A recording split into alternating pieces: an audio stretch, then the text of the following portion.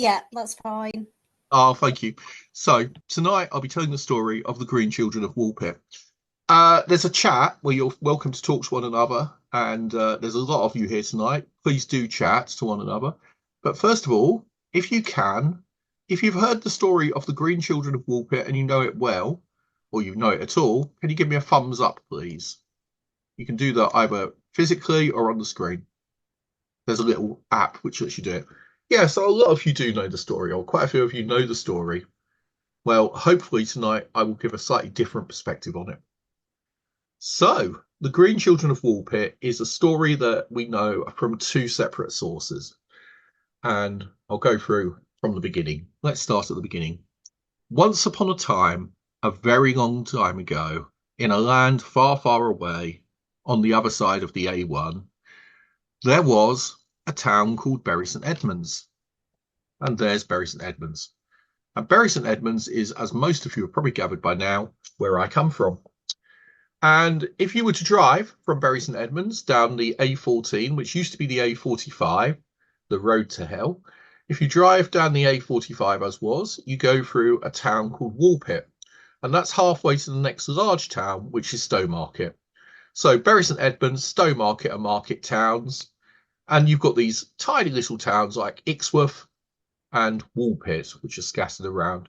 And Elmswell, which runs into Woolpit, and in fact Bayton has started to as well. Those three places are all quite close to one another, but they're separated by the A14. The A14 is a dual carriageway, and it's the old main road from Bury down to Harwich and Ipswich. It's historically been an important road, as indeed has the A143, because in the Middle Ages, London relied upon the catching of whitebait and sprat and other small fish from Yarmouth and the East Anglian ports. And those fish were salted on great wagons and were sent down these two roads through Bury and all the way down to London, where they and freshwater oysters were major food sources, cheap, affordable protein that you could nosh away on. Our story tonight is set at Woolpit. It's a small village, not much to it. And the parish outline you can see on this overhead picture I took from Google Maps. A couple of other places I've mentioned before. Some of you might have heard my talk on Ruffham Aerodrome. And Ruffham is just over here, and Ruffham Aerodrome is on the other side of the road, just west off map of Thurston. That's where a group of ASAP types went, and we met up with Jonathan Covington, and we stayed at a haunted control tower and heard the sound of an aeroplane and strange knocking sounds, and so many weird things happened. It's very hard to believe any of it was real. But I went back on several occasions, and some of the people who are here tonight went there with us. And then south of that, there's Ruffham itself, the village. You've got Ruffham Green. And if you go across here, Kingshall Street. And there's Kingshall Street, the village, which is part of Ruffham. And then there's Kingshall Street, the road. And if you come down Kingshall Street, the road, take a left here and go down here, you get to Bradfield St George. Does anyone know why that road is significant? Feel free to unmute yourselves, guys, if you want to. Anyone recognise the road from Ruffham to Bradfield St George? Well, if I hadn't been ousted from ASAP, you would all know it by now because it was the subject of almost the entirety of the last ASAP journal, which deals with the Ruffham Vanishing House, the story of a disappearing house in Suffolk. And it's got a huge number, it's got 4 or 5 articles, but a huge number of pages, over 300 pages, examining the case, the history, the legends, the witness statements, and absolutely everything about it. A skeptical piece by Fiona Lloyd, who those in the role-playing community will know. A very positive, believing piece by Carl Grove, and a piece by me in which I trace the history of the story and how it develops. And, you know, it starts with back in 1926 and my family's own connection to it. In fact, my family to this day still live around here. My sister lives at Bayton, which is just up here on the road to Woolpit. Okay, let's move. Oh, and at the end of tonight, we'll be talking about Hawley and the Travelodge on the edge of forever. It's called Travelodge Stowmarket. Don't believe it. I wrote a very famous review of it. It's very hard to write a Google review which becomes well known. but mine did because I was so truthful about the place. And I'll tell you some more about that towards the end of the evening. So it's an area of land with a number of stories which I've already discussed in the past, and it makes sense to talk about the Green Children in that context. The only thing I will say is that Borley Green down here is not connected to Borley Rectory. That's a different Borley and is about 7 miles southeast of here. So we're going east of Bury, and to get to Borley, you go south of Bury. So it's 7 or 8 miles away, I would say. That's a rough guess. It might be 12, it might be 5. Anyway, let's move on. This is the part of the country known as East Anglia. And the thing most people remember about it is it's very, very flat. And on the left, we see Eric, one of Carol's dogs. No, that's not true. We see Black Shuck, who was modelled on Eric, clearly. And he is the Phantom Hound of East Anglia. He is said to haunt the roads around this area. And at night, those who hear his howl will see his glowing eyes, who will see the black dog, will suffer a bereavement or die themselves very soon after. So to see him is terrible bad luck. He is the hound of ill omen. And I don't actually know anyone who's seen him in Suffolk. I had a strange experience with a black dog myself once, but that wasn't in Suffolk. I do know, well, a friend of mine's father saw him on their farm in Fornham, and his brother died the next day, completely unexpectedly of a heart failure. And he didn't know, the brother who died didn't know anything about the dog story. But anyway, let's begin at the beginning. Ralph of Coggeshall. Coggeshall's 25 miles south of Bury. It's in Essex. It is home to a small monastery. And in the early years of the 13th century, the early 1200s, Ralph was a monk there. In fact, he rose to be abbot, and he wrote a really interesting chronicle of English history, which is called the Chronicon Anglicanum. Now, the problem with the Chronicon Anglicanum is that nobody has translated it into English. And so it's a Latin text. It's often cited, and many people translate parts of it, like the story of the Green Children, which appears in it, but the majority hasn't been translated. And my Latin, as Dave Sirier can tell you, is terrible. I once terrified him one night because I was staying in his room at college because my room was being used for something. And I woke up in the middle of the night talking in Latin, and he thought I was possessed by demons. No, I was taught Latin for a couple of years at middle school. I went to a very pretentious state school, and they taught me Latin there. Now, I never got much further than a moa massa mantamas, but, you know, I got the idea. And so recently, I have taught myself, just as I've taught myself Arabic again recently, I have taught myself some Latin, and I have set about translating the Chronicon Anglicanum. And I found it's filled with all these weird, mysterious stories and what we would call Fortean events, strange lights in the sky, weird omens, odd winds, you know, things which are just fascinating. It's like the Fortean times of the 13th century. But most of it is very sober history. Most of it is straightforward history. And when the weird things are recorded, they're recorded more in the style of the Times than the style of the Daily Star. You know, it just says, and at that point, some people said they saw a burning sign in the sky, and others said that, you know, it was just a storm. And you get that kind of hedging his bets. Now, in the 13th century, people would go off on pilgrimage and they would go to abbeys. And one of the things they would do when they were there is monks would give readings from books called Mirabilia, which were collections of wonders and miracle stories and fascinating things. They were basically entertainment. And monks would read sections of them. So I suppose there was always an interest in local history, genealogy, but there was also always an appetite for weird stories, ghosty stories, like at Christmas when you tell stories around the fire. Ralph of Coggeshall, however, generally is fairly sober, fairly level-headed. Anyway, he's writing down in Essex, East Grinstead, Chelmsford kind of direction. He's 24 miles, day and a half's journey, 2 days journey away from where the events take place, but very close in many, in relative terms. And then up north, we've got William of Newborough. Now, here's a picture of William of Newborough, who, as you may notice, is a talking raccoon. You may not have been aware of the fact that William of Newbury or Newborough was in fact a talking raccoon exorcist warrior monk, but that is the case because Michael Aving Oming has recently created a short run comic on Dark Horse Comics about the 12th century monk. He died, I think, about 1198 or 1200. And in the comic, all of the monks are animals, and he is a raccoon. And it is actually really well done. And in the first issue, I can't remember what he's doing in the first issue, arguing with his brother, who's the head of the monastery. And in the second one, he sets off to Berwick-on-Tweed, where he encounters the Sanguinas, the vampire. I'm sure many of you have heard the story of the vampire of Berwick-on-Tweed, but if you haven't, it's in William of Newborough, or the comic book version, William of Newbury.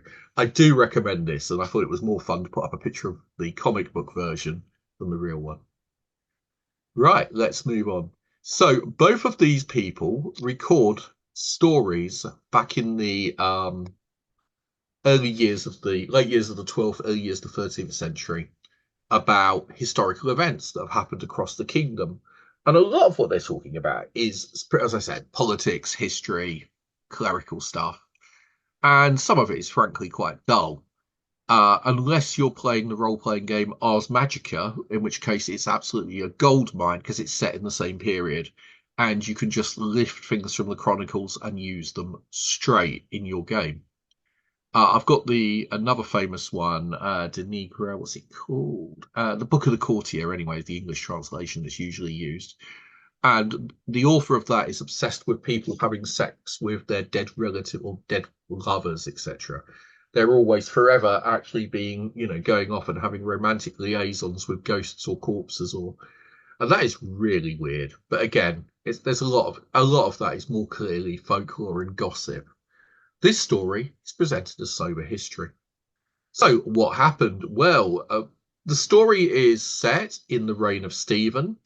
It's set somewhere around about half a century, 50 years before the events, possibly as little as 20 or 30 years before William was writing, but about 40 to 50 years before Ralph. The sources claim to be somebody who was heavily involved with the story and who saw and witnessed the things themselves, or at least their father did. And the story is set in a small English village called Woolpit. Now, Woolpit is not much to look at. It is not a big place, but look here. That is Woolpit Church. I know there's not much to give you a sense of scale, but if you've ever seen a parish church, you could fit 3 of them inside Woolpit Church. Woolpit and Lavenham have got magnificent cathedral-sized churches. Can you see? I don't know if you can get the idea of how big that place actually is. The Lord Peter Wimpsey or Dorothy L. Sayers was a great enthusiast for Woolpit Church, and she paid quite a lot towards Dorothy L. Sayers spent quite a bit towards restoring it. I'm just wondering if there's a way I can turn off these annoying subtitles at the bottom. Stop subtitles. There we go. Sorry about that. That should help. For those who do need subtitles, I'll add some that are actually accurate later. Right. Let's move on. So how does a village that is population probably 60 at this point and about 400 to 1,000 today, it's not vast, how does a small village pay and maintain a vast church like this? Can you all see that okay, by the way? Can anyone just speak to confirm you can see the picture? Yes. Yes. Thank you. You should be seeing a bright blue sheep. And that is the secret of why Lavenham and Kersey and these villages were so wealthy, and Woolpit. In the Middle Ages, they were largely wool-producing areas which had sheep, And the sheep were in fact not blue, but the local wool traders who would shear the sheep, card the wool, spin it, would also dye it, and they developed a dye using woad and a few other ingredients that became known as Kersey blue. Now, Kersey blue, these are both Kersey blue. Usually, if you're talking about Kersey blue on a colour chart, it's closer to the one on the left. It's a kind of indigo deep royal blue, but slightly muted. However, they are both Kersey blue. Anyone work out why? Well, you're dipping the cloth into a vat of blue herbal dye. So if you dip it in once and then take it out, you get a pale blue. If you dip it in 2 or 3 times, then you get the colour of the sheep. And if you dip it in 10 times, you end up with the colour on the left, which is more expensive because it uses more dye. And depending on how bleached the linen is by, pounding it and then placing it out in the sun, and how well prepared it is, and the wool, sorry, not linen, it would be wool, you are able to get very different shades. So Kersey blue was a really important dye. And the reason it was important was it was expensive. Now, that might seem counterintuitive, but the only people who could afford to wear it were people with a bit of money behind them. So, like Burberry for a while, or certain, designer brands, which might have been taken up by all kinds of people, but they're always going to have a bit of a cachet because they're expensive and hard to acquire. Kersey blue was a colour that was only worn by the rich. And you might be astonished to discover that throughout most of history, European societies have been obsessed with passing sumptuary laws, laws saying that ordinary peasants can't wear blue. These never work. It doesn't matter how much you tell somebody they cannot wear a certain colour, people do it and disregard the law. And usually they're unenforceable. But blue was a colour of the nobility because of its price. And it was, as you know, possibly, blue and green should never be seen except for on a fairy queen. It was also a colour that some people from the Victorian era onwards associate strongly with the Fae. Let's move on. Anyway, as well as the sheep, Woolpit was very intensively farmed. There was a lot of farming going on there. They would have had strip farms, strips of land rather than an open field like this, but never mind. And it was also, in that period, one of the most populated parts of England. The largest city in England was, of course, London. The second largest was Norwich. Norwich had a population of 12,000 in this period. And so that is the second largest city. And the area, East Anglia and Suffolk, was the most densely populated region in terms of actual population outside of the cities. So you had lots of small towns and villages. One day, the farmers are out working in the fields, gathering in the crop. It's harvest time, a time when everybody works long hours, when suddenly they see a little green man. What? Yeah, they come across a green child. They chase after him, grab him, and moments later, they manage to find this, his sister. Now, the area where they find them is called the Woolpits. This is actually a later addition to the story from William Camden, who was writing in the 1530s to 50s. He tells the story, and he says it was a rich mercantile area, and he says that the children came out of some holes in the ground known as the wolf pits, from which the village derived its name. Now, that's what we call a folk etymology. In fact, wolf was almost certainly a person, and wolf pits was the home of wolf, probably. But the legend developed that the villagers were troubled by wolves in the forest that were particularly ferocious, and that they used to come and they used to attack and carry off children and, take the sheep. So the locals developed a plan and they dug some holes in the ground and filled them with stakes to capture the wolves and kill the wolves. Now, if so, the green children had a lot on their plate because they weren't just green and wandering into a village where they knew no one, but they were also possibly pursued by wolves. In reality, they were found near the earthworks or ditches, and there is an old Roman camp. There is a holy well that was dedicated to St. Mary that's in a hollow, and there were a few other sites around the village which have been proposed as being the place where the Green Children appears. But the honest answer is no one knows where exactly which hollow it was they were found in. But they were found hiding and watching the farm workers, and they were probably pretty hungry. No one is exactly sure how old they were, but they were definitely young children, prepubescent. There was a boy and there was a girl, and their clothing was unusual. But the thing that was really unusual was they were bright green. Now, you might have thought that if you found green children turning up in your villages in the Middle Ages, you would grab the nearest pitchfork, shout, "It's a witch! Burn it! Burn it!" And everybody would go chasing after it. But in reality, that isn't what happened at all. They were delighted to find these strange children. They had no idea what they meant or who they were, but they were children. And very few people can find it in their hearts to turn round. And even if the children have been painted bright green by someone, they're still children. So they took them in and they talked to them, and they found the children did not speak their language. Or they spoke very strangely. They didn't understand a word, and they were hungry. So they thought, what shall we do? And they took them to a fellow called Richard de Cana, or Richard de Can. Here we see him. Ignore the heraldry. It was just came up with. But there's him. There he is with his wife. And he was the local landowner and knight. And he said, well, they can't just wander around. They're going to have to be looked after. So he took them in with his wife and they raised them as servants. They said, we'll keep them in the house. And eventually the children learnt enough to talk some English. And then they had a strange story to tell. They said that before they came to Woolpit, they lived somewhere called St. Martin's Land.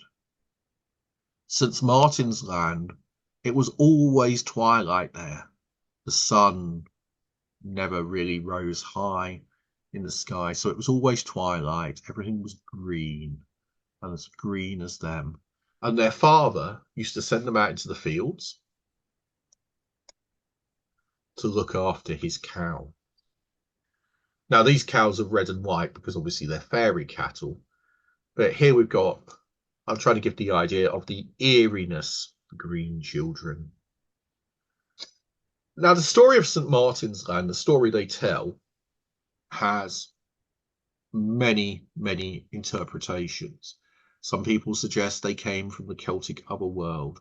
Some people suggest that they were Romano-British who had been hiding in the woods. Timothy Dutch Smith believed they were sort of Brythonic English people who had hid in the woods for centuries and lived apart from, civilized Anglo-Saxons.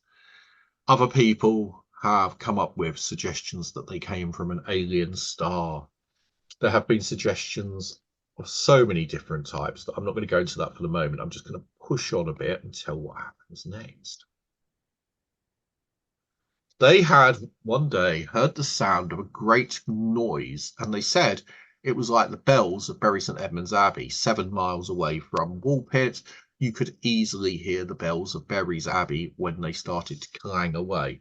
Bury's Abbey was a major tourist spot and a fantastically popular pilgrimage site. They went through the cave and they emerged out into bright sunlight, into a beautiful world, not like the world they knew, where it wasn't always twilight, it wasn't green, and where they could hear these bells. And driven to distraction by the bells, wondering what on earth this fairy music they were hearing was, they wandered off searching for it and got lost. And eventually they appear in Woolpit, and that's how they came there. They didn't know how they'd come to Woolpit, but they said they were from another land. It was far away. People spoke like them. Their father had cows. It was always twilight, and there everyone was green. There you go. So they were given clothes. They were educated as best they could. They were brought up in the household. They were well looked after. If only immigrants throughout history had been as well looked after as these two. But then something really tragic happened. They decided to baptize the children. But before we get to that part, I think I've missed out a picture. Let's see if I can find it. No, let's go back. Hang on, let's go forwards. Okay, okay. Okay, I can't find my picture, but they were hungry. And to start with, they could not be persuaded to eat any cooked food. And all the food that was offered them, they refused. Until one day they saw a woman shelling peas or beans. And as she was shelling the beans, the children were really excited and they ran up and they started to munch on them. And it became clear that they would eat raw green beans, runner beans, or broad beans, didn't matter, as long as they were in the pod and were as green as they were. And it seems their only diet was green beans. Now, the problem with the green beans was that as soon as they were given them, they sat down and they started to cry. And the reason they cried was because, sadly, they could not work out how to open them and get the beans out. So they were sitting there, and then luckily one of the servants saw them, realised what the problem was, and showed them how to shell the beans and get to the bean inside the pod. And then they started to eat them properly. Soon afterwards, they were baptized into the Christian faith, and either just before or just after he was baptized, the little boy died. And everyone was very sad. His sister, meanwhile, grew up to be impotent. That means rude, impudent, not impotent, impotent, and wanton, meaning she got around a bit and was a bit free with her sexual favours. And she had a pretty good upbringing, I'm sure, but she did not follow the morality of medieval Woolpit. I think that might still be a problem for some of us today. Anyway, I'm not sure the morality's changed that much. Still, she carried on and she eventually came to be, right, backwards, next, wed. And by that time, her greenness had begun to wear off. And as the years went by, she became less and less green till she was the same colour as everybody else. And here we see her only slightly green. She was married at Bishop's Lynn, which is today King's Lynn. Paul Lee lives there, if any of you know Paul. And her descendants were still living in the town at the time when William wrote his book in 1220. So I think she herself had passed, but her family was still there. And some claim she married well into quite a good family. So, according to this story, the inhabitants of King's Lynn and Hunstanton are probably part alien or fairy.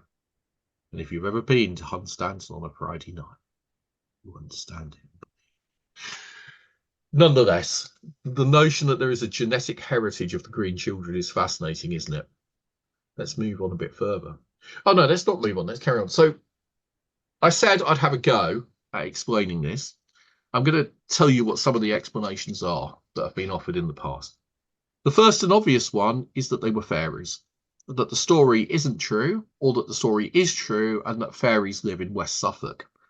That may or may not be the case. It's very hard to prove one way or the other. There has been a suggestion that there is a whole class of folklore of children who come from under the ground through caves and come out into the open air. In reality, folklorists have only found this story. Peter Haining, who was a wonderful East Anglian author and raconteur, he wrote a number of books, including a series of books for children called, I think it was the Pan Books of Ghosts or something like that, but they were children's ghost collections. They're really good. But the only problem with them is he has a tendency to improve stories and make them up. And that was most seen in his work on Spring Hill Jack, where nobody since him has been able to find some of the sources he cites. And it suggested that he just was overtaken with storytelling and made up stories. He tells a story about a village near Badajoz, or however you say it, in Spain, where there were two green children who only ate raw green beans. And he makes it even better by saying raw green beans are the food in the Celtic otherworld of the dead. Actually, that is not true. And although even the great folklorist Kathleen Briggs was willing to say that she associated that the beans were associated with the dead, It doesn't actually seem to have been the case before Haining introduced the notion. It doesn't actually seem to be the case that fairies were green. And the notion that fairies were blue and green or had certain colours associated with them dates back to the Victorian era. Did any of you know what colour leprechauns were originally? Oh, of course, you're all muted. Okay. Leprechauns, the great Irish leprechaun, wore red. They only started to wear green when they became identified with Irish national identity because the United Irishman's colour was green. And so, therefore, during the Celtic revival and during the period of Celtic nationalism in the 19th century, leprechauns started to wear green because they were stereotypes of rural Irish life. But historically, they always wore red and pointy hats, or almost always wore red. So if you see a little red wee fellow who's running around and going on about a pot of gold, don't say you're wearing the wrong colour, mate, and walk away. Follow him to the end of the rainbow because he will do you the world of good. Um, Irish leprechauns wore red until the 20th century, or late 19th, early 20th century. Likewise, fairies largely become associated with colours like blue and green in the 20th century.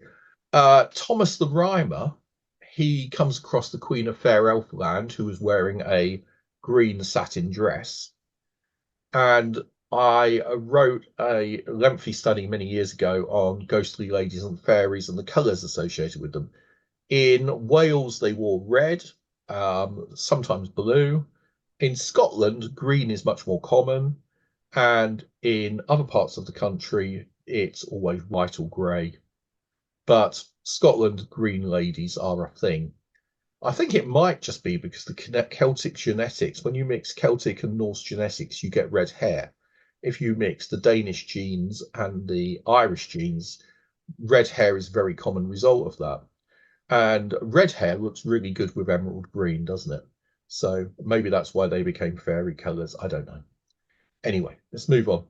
Enough of our dodgy folk genetics. Let's get back to the plot. What else could it have been? Well, something happened. And the biggest problem we have is working out exactly who Richard de Kahn was. There was a Richard de Kahn. He lived in what is the place? In a place called Wykes, a manor called Wykes, which is at Bardwell Ash. Bardwell Ash is near Ixworth, and if I could be bothered to go back to that map I showed earlier, it's a few miles to the north of the A14. It's about 5 to 6 miles up from here. Badwell Ash, as I would call it, coming from Bury, has one particular story. In 67, it had a reputation for UFOs. There was a lover's lane there where people like my sisters, no doubt, would drive with their boyfriends. I'm being scandalous here, I'm joking. Touring England usually had better things to do, but young people would drive out there to make out with their boyfriends and girlfriends. And married couples would, go out there, or people who were having affairs. And it became notorious because there was just this lane that went down to a barn where there were lots of spots, there were woods around there, and you could drive down there and park up and do what you wanted. Well, as it happened that summer, people started to see bright lights, bright circular balls of light that flew across the sky and hovered over them. And that became known as the ghost. People said it was a ghost carrying a lantern. And it all turns into one of these, teenage friend of a friend stories where there's the couple in the car and they hear the noise on the roof. And anyway, you've heard those kind of horror stories. Well, it got into the local papers and people started going out there looking for the ghost, and that killed it off as a lover's lane. And eventually, nobody went there anymore. Were they seeing high headlights in the distance? I think the A14 first opened about that time, and that would have possibly accounted for it. I don't know. I don't know. I've never been out there and actually tried. I knew a girl who lived there, who worked in the home where my mother lived at the end of her life and where she died. And she told me that she had heard the stories when she was growing up and that they were still, current today, that you could see the lantern at night. But it's not something I've ever had a chance to go and look for. So another ghost story within a few miles of this place. Badwell Ash Wykes, the manor of Richard de Carn. Yeah, he was a fellow whose father had done rather well. He had been a treasurer for the king. He'd been involved with the court under Henry II. Henry II granted one of his sons an estate in East Anglia, and another younger son moved over and takes up a small manor near Bury St Edmunds.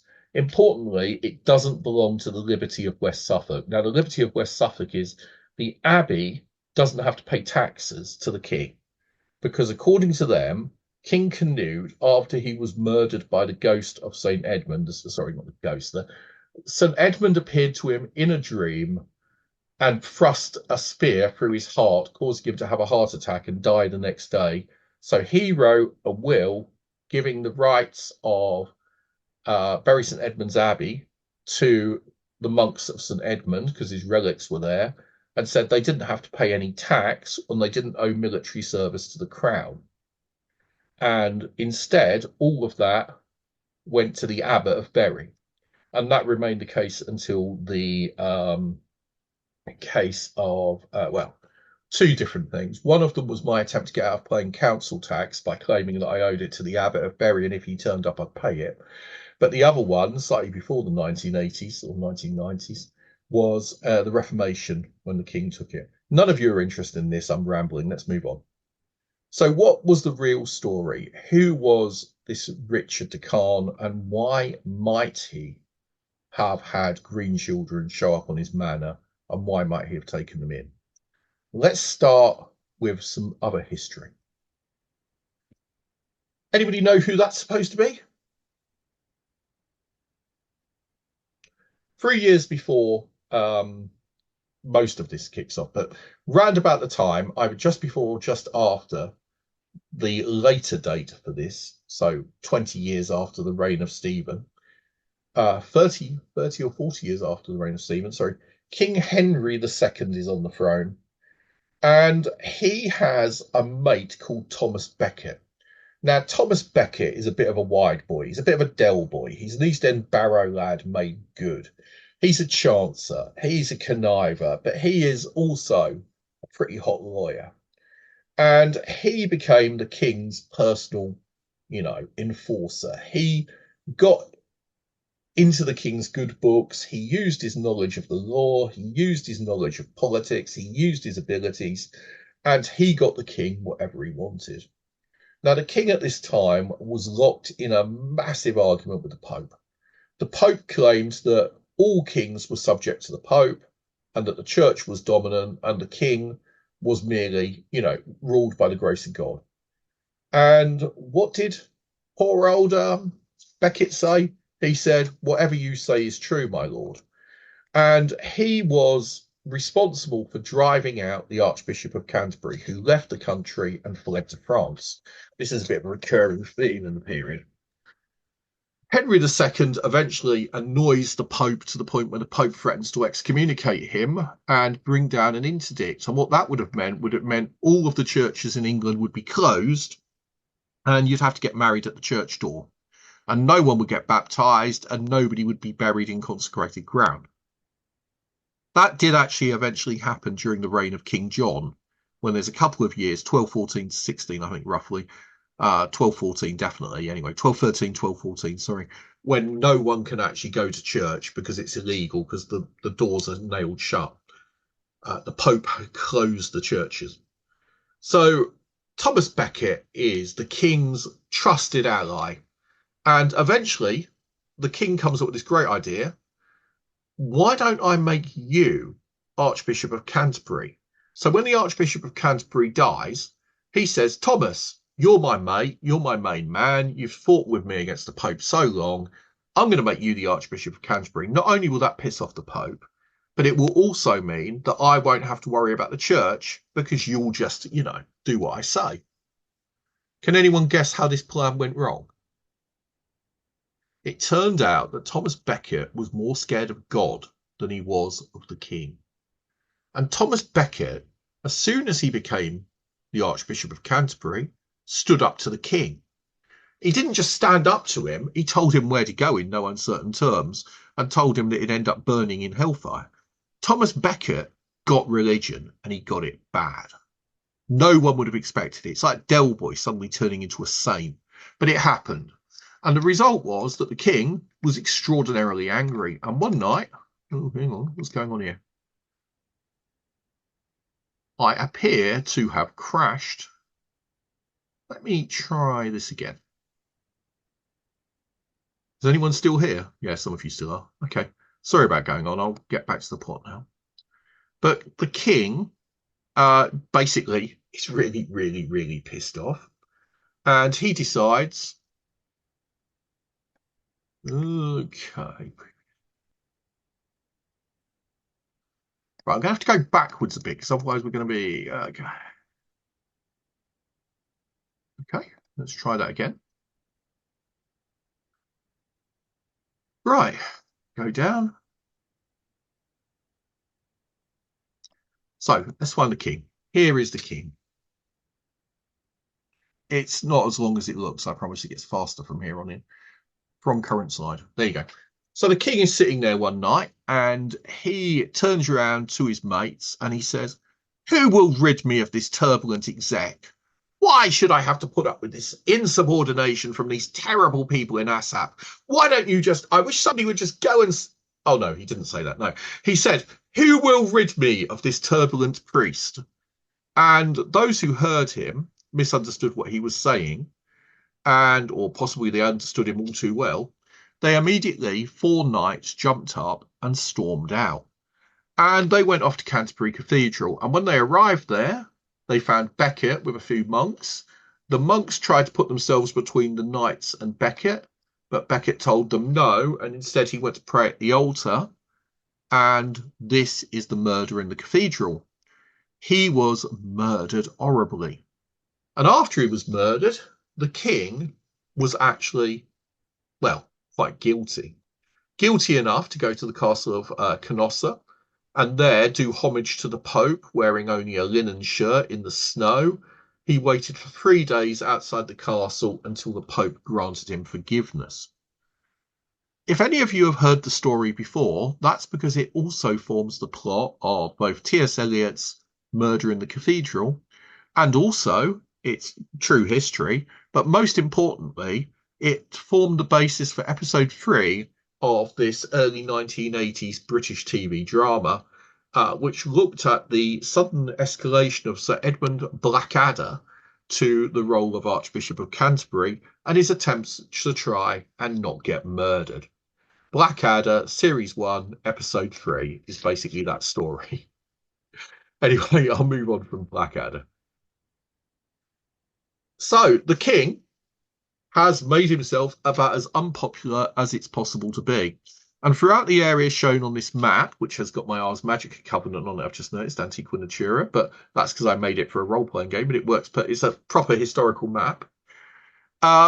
Eventually, this area becomes plagued with supernatural visions and miracles and strange healings and omens, and Thomas Becket's ghost is seen across the land healing children, preaching against the king and predicting that the king will be overthrown for his wickedness. But so popular does the cult of Thomas Becket become that the king himself goes to Canterbury and pays an awful lot of money to have his shrine, his tomb, properly decorated, and he soon becomes a blessed, and eventually now he is, of course, Saint Thomas Becket. The Victorians called him Thomas à Becket. I'm not sure why, but it is a Victorian thing. It doesn't actually go back as far as... King Henry now has a problem because everybody is worried that Edmund Blackadder, aka Thomas Becket, as a saint, is pissed off with the king and he's going to overthrow the king. Maybe the king isn't the real king. He also has a number of sons, who we all know, Henry, Geoffrey, and Richard, and a younger son called John. His older sons, he decides to divide his inheritance between, and his younger son gets stiffed. His name, John, becomes John Lackland, and he's given Ireland to rule. The others, however, are all given really powerful domains, and in that time, the King of England also rules half of what's now France. and the Angevin Empire stretches all the way across large chunks of Central Europe. So they were pretty powerful monarchs or pretty powerful landowners, but they still weren't king. And Henry comes to him and says, "Look, I've had enough of this. You're going to make me king with you, or I'm going to go to war against you." And so he made the king, King Henry, becomes the new king. There are now two kings sharing the throne. But he still doesn't actually give him any real power. He's king, but only in name. Eventually, he goes to the court. The young Henry goes to the court of the King of France, where he takes up with bad company, and he meets a lot of disaffected nobles. And he discovers that the Earl of Leicester really hates his father, the handsome Earl of Leicester from England, can't stand Henry the older, and they come up with a plan. The plan is a simple one. They will raise an army in the north or in the Midlands at Leicester, march south. The French or various people allied to the young Henry will raise a fleet and will sail to Yarmouth, and they will meet up and march south, and they will they will take London and kill the king or chuck him in a dungeon and make younger Henry the king.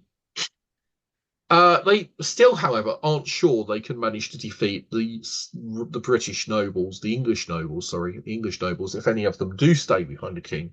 So they set about trying to scheme an intrigue, and they find a fellow called Who by God. Who Bigod, or Who by God, Bigod, was a quintessential villain. He was a third generation rebel. He's your kind of hillbilly East Anglian earl who's got vast tracts of land. No, I don't mean he had huge moves. He really did have vast tracts of land. It's not a euphemism. And he is a utter blighter. He cannot stand the king. He has no respect for authority. He's blasphemous. He's blah, blah, blah. So he's a right rotter. And of course, he's well up for rebelling. And so they decide that they will form a pact with Who by God, or Who Bigod. And where do you find by God? He lives at Framlingham Castle. Who else comes from Framlingham? Ed Sheeran. I rest my case. Wrong 'un, yeah? So let's move on. He does, in fact, raise an army, and Leicester heads down, seen on the left here, with his wonderful wife, Petronella de Grandismil. He heads off to Framlingham Castle, and there he meets up with Who Bigod, or Who by God. Let's call him Bigod, it's easier. And Who Bigod is delighted with the plan. They agree to a pact to overthrow the king. There's only one slight problem. Do you notice that Petronella de Grandismil, standing on the left, appears a little put out? That's because she cannot stand Gundrida. Gundrida is the wife of Bigod on the right, and the two women hate one another. And they immediately set about mocking one another, and it becomes so uncomfortable that the two men eventually can no longer stay allied. They don't break off the plan, but they agree that there is no way their wives can be allowed to remain in close proximity. So because Gundrida and Petronella, and this really is from the Chronicles, this genuinely happened. It's not that. It happened according to the Chronicles. Petronella will not put up with Gundrida, and she wants to go back. So Leicester says he'll go and get his army, and he will march back.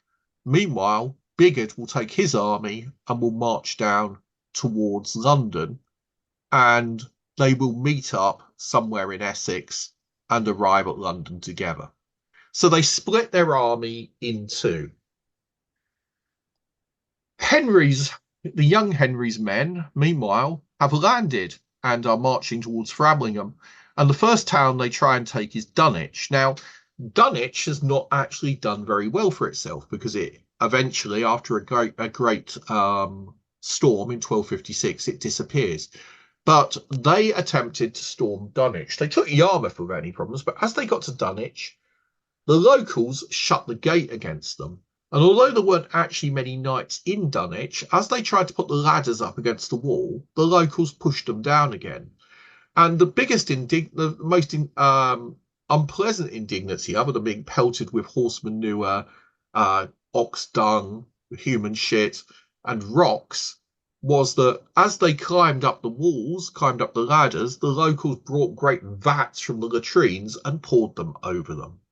Eventually, they decided that they weren't going to put up with that shit, literally, and they marched inland, leaving Dunwich untaken. The inhabitants of Dunwich resisted the attack and stayed loyal to the king.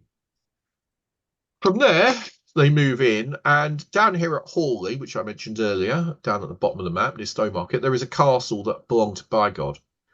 And that is about a mile and a half from Woolpit, possibly closer actually. It's very close. In between, the castle's actually in between Woolpit and Hawley.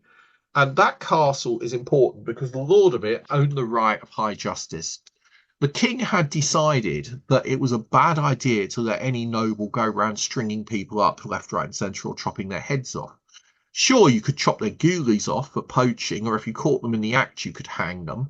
But if you found somebody was guilty of a crime and you hadn't caught them red-handed, literally doing the act, you could not execute them without the king's authority. That right was called high justice.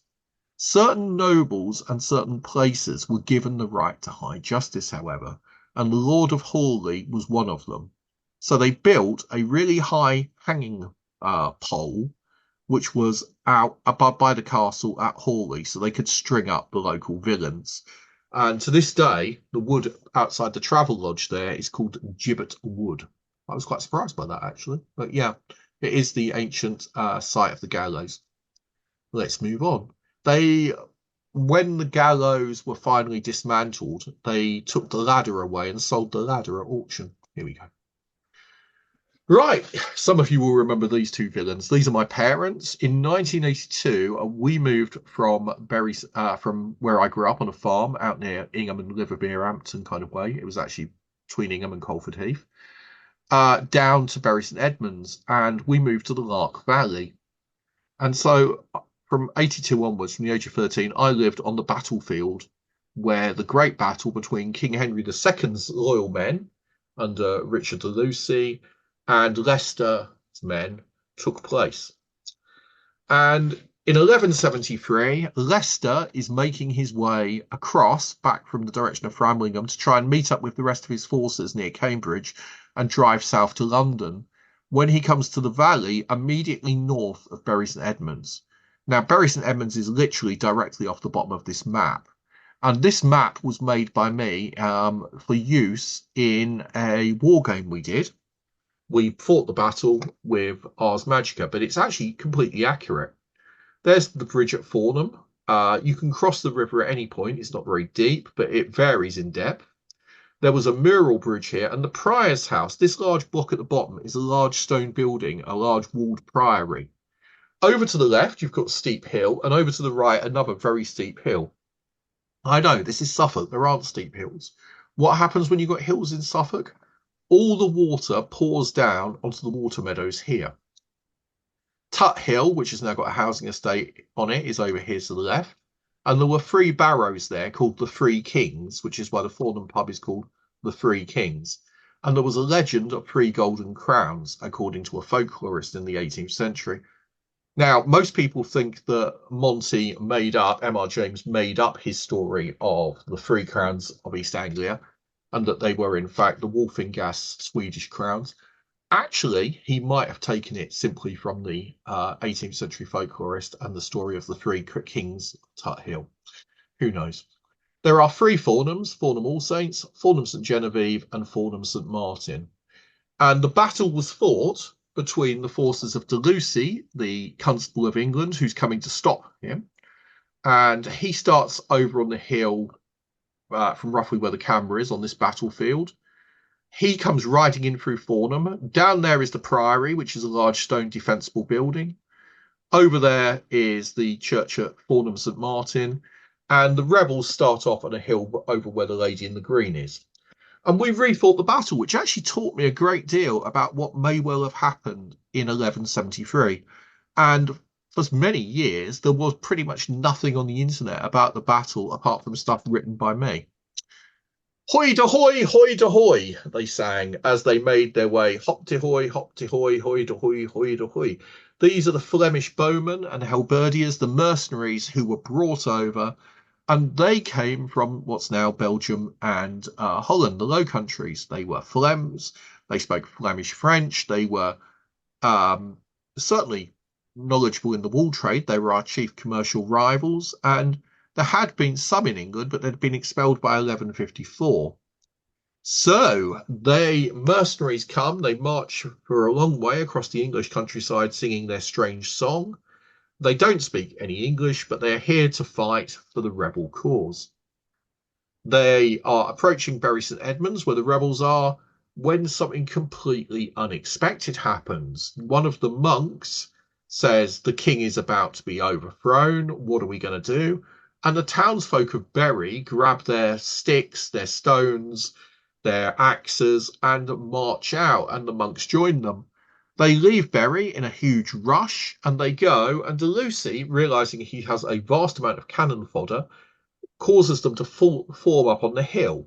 And they take the priory, which is highly defensible, and they become an important aspect of the battle. So suddenly, the rebel force is really outnumbered by loyalists, which include the townsmen of Bury and the townswomen of Bury, very importantly, because they fought as well.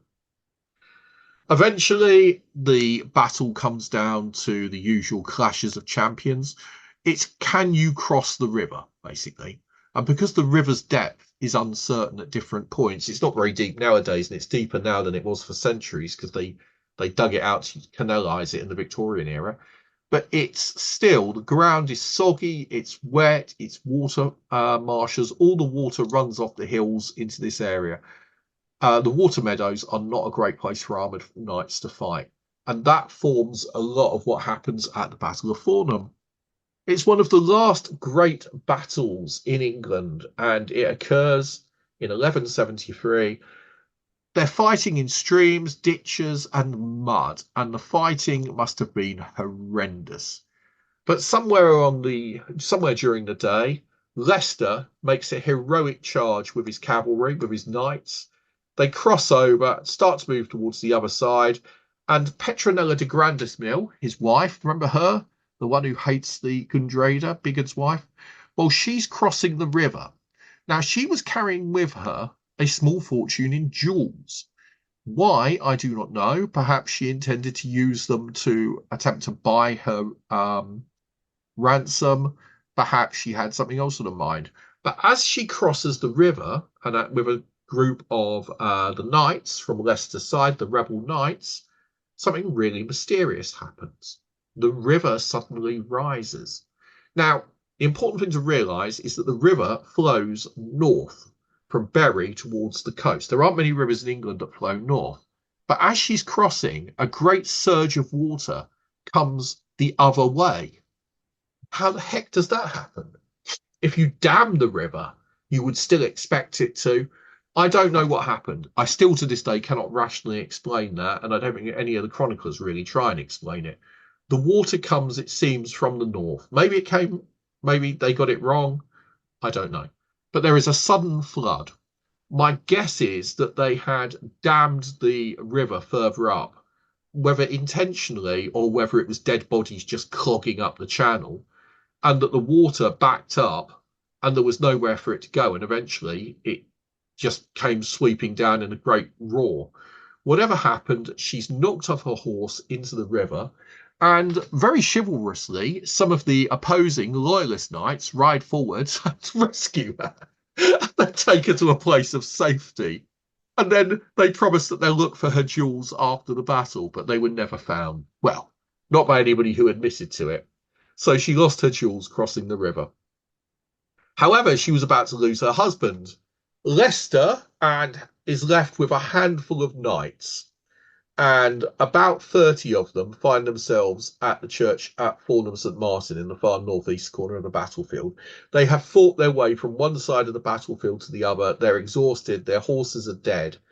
But the churchyard has got a low flint wall around it. Actually, when I was 3 or 4, I lived there for a few months, 6 months, I think. The vicar used to come and ask, would you like to donate anything to the church gunner, to my father? So he gave them a large canister of DDT and told them to use it to get rid of the weeds.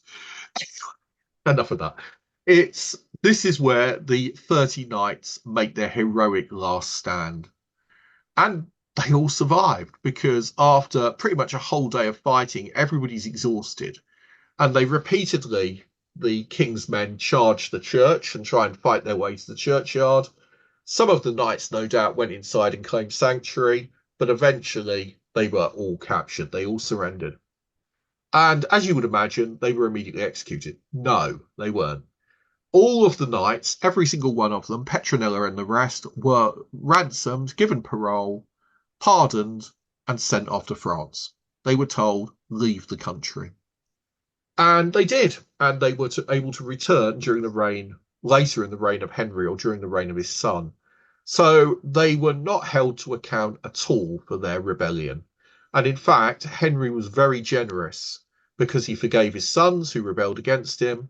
And in fact, his son succeeds him. Geoffrey dies. I mean, two of his sons die, one of them in a jousting accident. But these knights are allowed. Now, remember the Flemish? Well, back in 1985, me and Hugh Wake were running a game called Call of Cthulhu Live. It didn't actually exist as a role-playing game. We had just Call of Cthulhu did, but we made our own live action rules. And we were playing on the golf course where the battle took place. And during the course of it, we rigged up some bones and stuff. And we found some nice pits that we thought were rather suitable for the purpose of, having special effects and monsters in. And while we were there setting up our props, we discovered that in fact they were the old grave sites from a mass grave. After the battle, the dead Flemish mercenaries, the ones who sang Hoy de Hoy, they were brought here and buried in the wood. And so that wood at Fornham St Martin and Fornham St Genevieve, that area is to this day filled with remains from the battle. Here's a sword that was found in the River Lark that dates from the battle. And there's some helmets. You can go on and see them in Moyses Hall. So, here are the children with their green beans. Here's my theory. Imagine for a moment that you're a Flemish mercenary, probably with your wife and family, because they had their camp followers with them. The Flemish women were with them. Wilkin of Ghent. He's come along with his wife, and she will be working away during the battle, fighting. The kids are left in the woods on Barton Hill, above Fornham St Martin.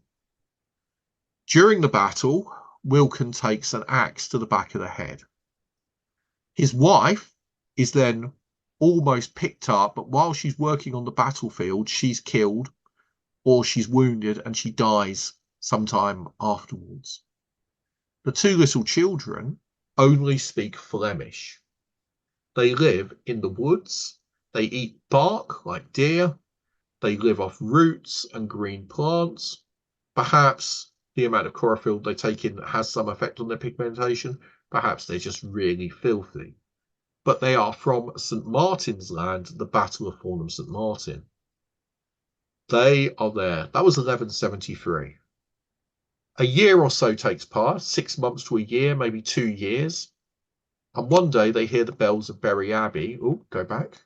And they head off out into the sunlight. They perhaps entered the caves that to this day exist around North Bury. There's chalk mines everywhere, chalk caves that run for miles. They could have gone through the caves, and if they come out at Great Barton, from Great Barton, if they come out at Barton Hill, the Fornham Road, not the Fornham Road, it's called now, it doesn't matter. They come out on the other side of Bury behind the monastery, and they carry on east out the highway they encounter, they will come to Woolpit. And when they come to Woolpit, they get captured. They, however, speak Flemish. Okay, they speak children's Flemish, highly accented, but not many people do because the Flemish weavers have been kicked out in 1154. Flemish mercenaries have been murdered or died or forced off. And so the locals won't speak it. But who will speak something close to Flemish?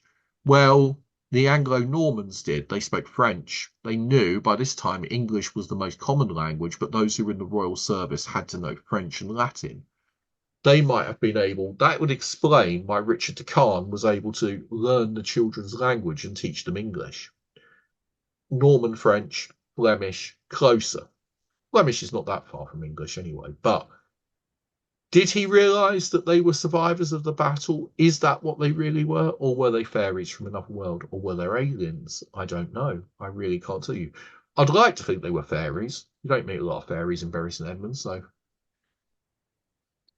Also, there's another green man who shows up. He is shaggy, wild, green, and in the 1130s, I think it was, possibly 1150, he was pulled from the sea at Orford Ness down near Dunwich, and he was called a wild man, and he was really quite angry.